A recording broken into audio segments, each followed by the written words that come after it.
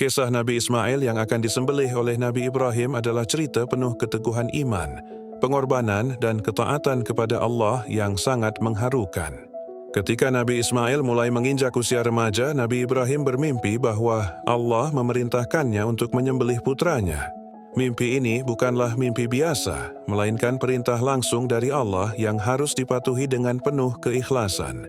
Ketika Nabi Ibrahim menceritakan mimpi itu kepada Ismail, terjadi percakapan penuh pengertian dan keyakinan iman. Nabi Ibrahim berkata, "Wahai anakku, sesungguhnya aku melihat dalam mimpiku bahwa aku harus menyembelihmu. Apa pendapatmu tentang hal ini?"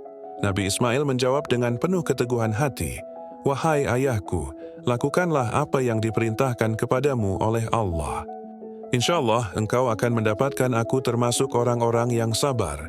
Kemudian, Ibrahim dan Ismail berangkat menuju tempat penyembelihan dengan hati penuh penyerahan kepada kehendak Allah.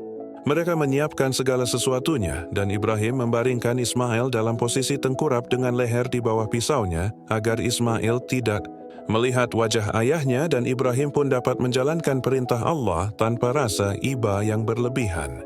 Ismail berkata kepada ayahnya, "Wahai ayah, palingkanlah wajahku agar engkau tidak melihatku, karena jika engkau melihatku, aku tahu engkau akan merasa iba dan ragu untuk menunaikan perintah Allah." Aku sendiri tidak melihat pisau itu agar tidak ketakutan. Ketika Ibrahim hendak menyembelih, tiba-tiba pisau yang diayunkan ke leher Ismail menjadi tumpul dan tidak mampu melukai sama sekali. Allah lalu menyerukan yang artinya, "Wahai Ibrahim, kamu telah membenarkan mimpi itu. Sesungguhnya kami ini membalas orang yang berbuat ihsan." Allah menggantikan Ismail dengan seekor domba besar untuk disembelih sebagai tebusan.